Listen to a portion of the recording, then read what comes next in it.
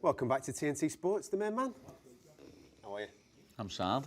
Yeah? All good, yeah. Enjoying a little bit of Liverpool sunshine? Yeah, it's mad, isn't it? The sun's actually out, lad. It's crazy. It's not. We're not used to this. Us like it's normally cold and gloomy, but we're actually getting a summer that looks like this year. Listen, we're going to talk. We're going to have a debrief on Miami. We're going to talk about what's coming up for the rest of the year. We're going to talk about the champions of England and all that type of carry on. But first and foremost, I want to get into your mindset of this, right? Because being a dad myself, I know how expensive them birthday parties can be, my friend. And you have had a serious month on your hands, haven't you? Yeah. Obviously, the twins first, the missus' birthday as well. Yeah. Has the Miami bonus gone? Don't know. I don't think I spent that much though. Like, I think I spent that much. But that's what it's all about, isn't it? Yeah, that's what it's all about, lad. It's what them bonuses are for. Treating the ones close to you. Was it a good time out in Dubai? Yeah, Dubai's the gaff. That's my new favourite place. To be honest, it was Thailand. Now it's Dubai. How important are those moments off the back of obviously working towards big victories like you experienced out in Miami, to then being able to debrief and be around your people and just be like, push everything else to the side and just, right, let's go be me again for a minute? Yeah, it's nice to just be a normal person, you know what I mean? Not being here working hard every single day for like a little 2 weeks, you know what I mean? Going away for 2 weeks after the fight and being with my wife, being with my kids, being with my close friends, and we had an unbelievable time, you know what I mean? Got to just be away as a family and see all the amazing things there. How different is now life becoming with the amount of wins that you are racking up within the UFC? This is just life. I mean, I've always said this is going to happen in the future, so I've always been prepared for it. But is it any different now that it's actually a realisation? No. Is it because you've already lived it in your head many times? I know this is my future, I know what it entails, and this is just the beginning. What's it like for them? Oh, Laura hates it. Laura hates getting stopped every 2 minutes and asked for pictures and that, you know what I mean? Yeah.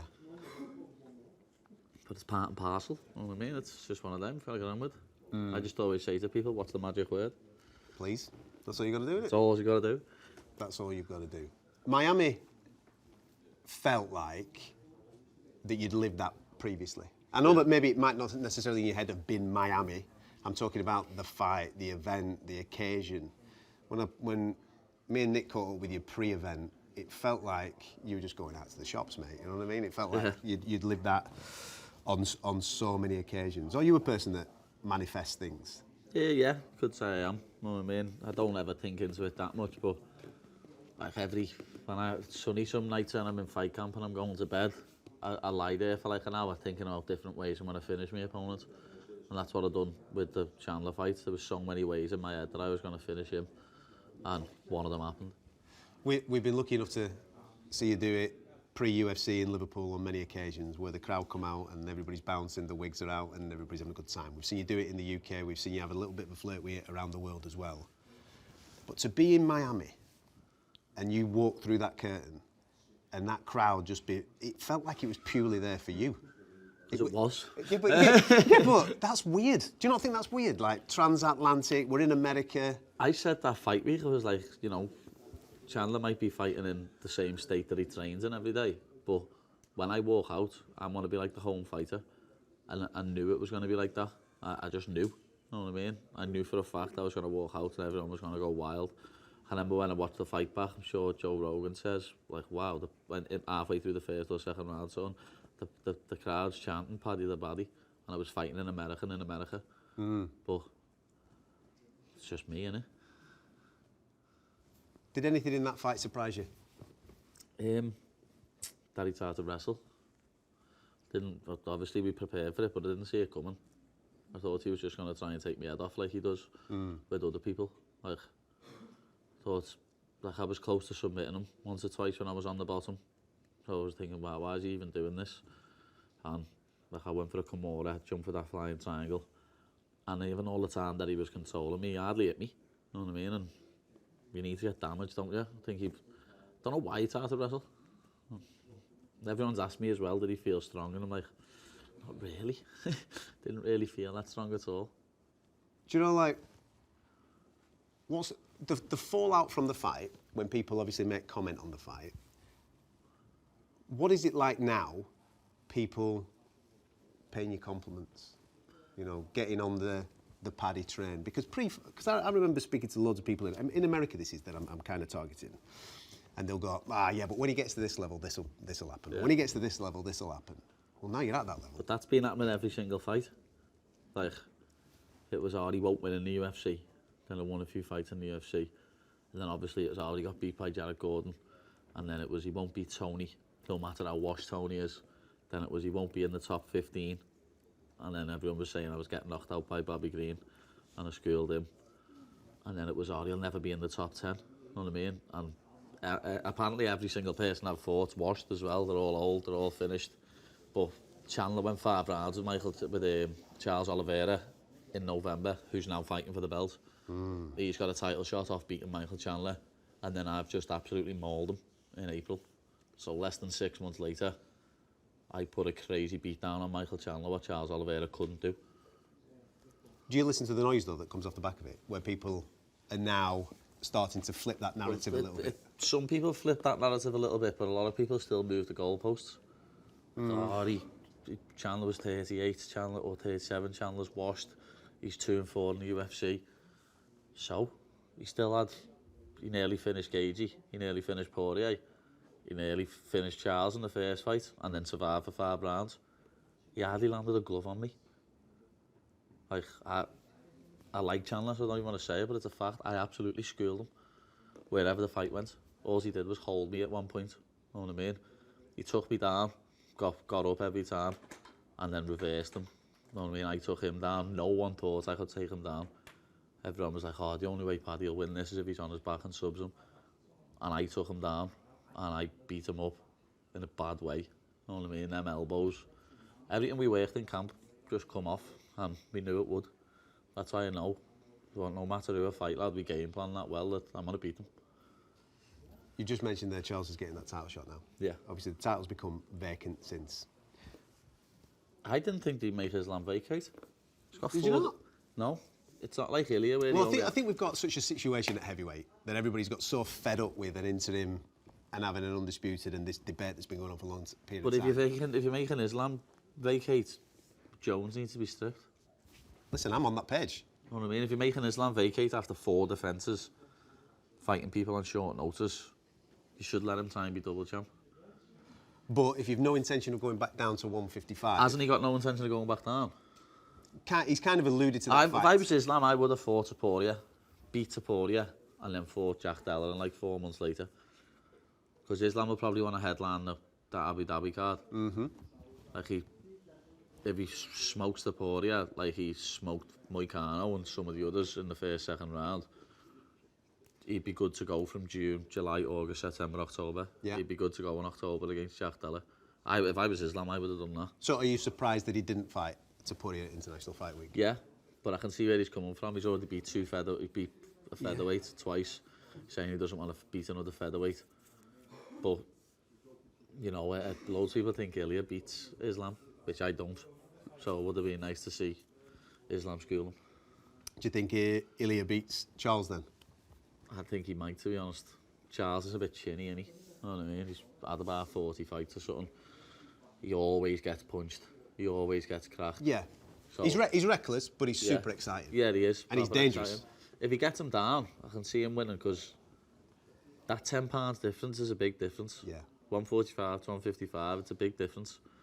People don't understand that because they don't watch the sport or they're not involved in the sport. But that £10 makes a big difference. And especially, like, Charles is like my height. Ilya's like down here when I stand up. You know what I mean? So it's going to make a big difference. Like, Ilya might get a bit of a fright at how big Charles is when he stands opposite him. Fighters do that with me, who fight at lightweight. You know what I mean? I'll never forget Bobby Green looking over at me and being like, what, he's big him.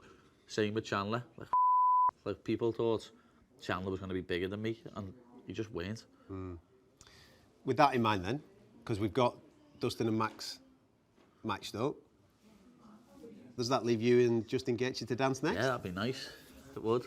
But I was thinking about it the other day, it's probably better for me if Ilya wins the belt, lad, because he'll probably call me out. Yeah, that's And then I could just fight him. Might even have to fight Cagey. Could just end up fighting Topuria. But I don't know who I want to win, lad. I'm a fan of Charles, so I think I want Charles to win, but it's probably better for my career if Ilya wins, because I'll more than likely be his first title defence. So I don't know. You know what I mean? But yeah, like, I know for the fact if I beat Cagey, I'm next in line. Definitely. Do you think that's the next fight for you? It could be, yeah. It's just if he says yeah or not, isn't it? You know what I mean? Because he's fighting down the rankings again. And do you have a target date in mind? Yeah, Abu Dhabi, October. That pay-per-view. That's when I want to fight. That's when I'll be gearing towards. And after what I've done to Chandler, I think I've finished just engaging. When you think title, when are you thinking it? When does your shot come? And where is it? Hopefully Miami again next year, lad. Hopefully Miami in April. Beat Justin Gagey. Fight whoever's got the belt in April in Miami. You know what I mean? Fight whoever that is. Do you envision that being Ilya? Yeah, I think that's the biggest, apart from John Jones Aspinall, I think that's the biggest fight the UFC could make. Me versus Ilya. There's loads of history in it. Like, there's bad blood. People love all that. When you actually think back to the altercation in the London hotel, from that moment to actually leading us to a lightweight world title fight, I mean, that is a crazy narrative, isn't it? Yeah, it's sick. It's like 4 or 5 You couldn't have written years. it. No. It's movie stuff. It's like four years in the making or something. And, you know, he has done a lot in the sport since then. But I do still think he's been hand-fed opponents. I seen someone putting something up the other day. All his opponents on the bounce, know what I mean? Holloway just been fighting at 155, had to get back to 45 and had a war with Gagey. Volk had just been knocked out like 3 months earlier. Josh Emmett was like 37. Bryce, as much as I love Bryce, we know he's not a striker, know what I mean? He fought that Gracie, who's know what I mean? Like, most of his fights coming up, you can compare them to my fights as people are my opponents, know what I mean? But every fight he got before the title, Michael Chandler beats every single one of them. I reckon Bobby Green beats every single one of them. And I don't think he beat Volk if Volk hadn't been knocked out 3 months previous. I think that's one of the reasons why he did move to lightweight, because he didn't want to have that rematch with Volk. And as you know, Holloway, he's been fighting in the UFC since he's been 21. What is he now, like 33? There's a lot of damage. You know what I mean? Them two fights, with that second fight with Poirier, the third fight with Volk, like just some of the wars he's had. He's got a lot of damage. He might not have been knocked out, but he was on the road to getting knocked out because of all the mad scraps he's had. Nice ring to it, innit? Topuria Pimblett for the Yeah, for the and I'll absolutely kick him everywhere. It's got a nice ring to it. Listen, before I let you clear off, does it make you laugh how obsessed social media seems to be with your diet and your weight? It's funny, isn't it? I'm like, lad's not Mad. It is, it's mad. People think I put like £30 on, well, like £40 on. Like, my face goes a bit chubby. Mate, if you can't enjoy a bit of cake once, you just. But lad, I weigh in at 146. I mean 56. And then people are like, oh, he's put £40 on. I haven't, because I walk in the cage the next day at like 185. You know what I mean? Yeah. So I've put like £10 on, £15 on from what I actually walk in the cage at. Like, it's mad. Like, I get back in the cage like 180 to 185. I remember when I got back in the cage for the Vargas fight when I was a proper fat 193. Know what I mean? Because I went on at a full English stage. Like, it. Know what I mean? If that one would have went past the first round, I'd have been blowing out. Yeah, that's fair, lad. So I used to do some stupid when I was younger, but now, lad, the last 2 fights I've done everything proper. Paul's got you on it, hasn't he? Yeah, Paul Reed's got me on it hard, and I do it perfectly. I always see comments on the YouTube and that, oh, he's going to struggle to make weight soon. And my last weight cut was my easiest weight cut I've ever done. First bath and sauna blanket, I lost 5.5 pounds. You could tell the energy levels during fight week. Yeah. It was different. It was different. It was bang on. How did you celebrate the winning the title? The Premier League title? I was in Dubai, weren't I, lad? Felt like still never going to forgive Laura for that. Not being in the ground when it happened. Never, ever going to forgive Laura for that. But at least I got to watch it with the kids, even though they don't know what's going on. You know what I mean? Just be able to show them pictures of watching us win it. But yeah, I had a few beverages, and not much I could do, though, know what I mean? I was with my wife and kids, so last day of the season, Palace. You'll be there. That's when we'll be celebrating. That's when we'll be getting. That's going to be the one, watching us lift the trophy in Anfield. It's going to be special. Top man. Listen, good to see you. You know that. And we look forward, hopefully, to Abu Dhabi. And if it's not Abu Dhabi, you never know. At the end of July, or end of June, International Fight Week, if your name's on his lips... I'll be there. You coming over? Yeah, I'll be there, lad. So when the camera gets put on me, you never know, he might look up and say, you little blonde. Know what I mean? You never know, lad, it could happen. And it'd be great if they got me in the cage as well. I could call him a chorizo to his face. Great.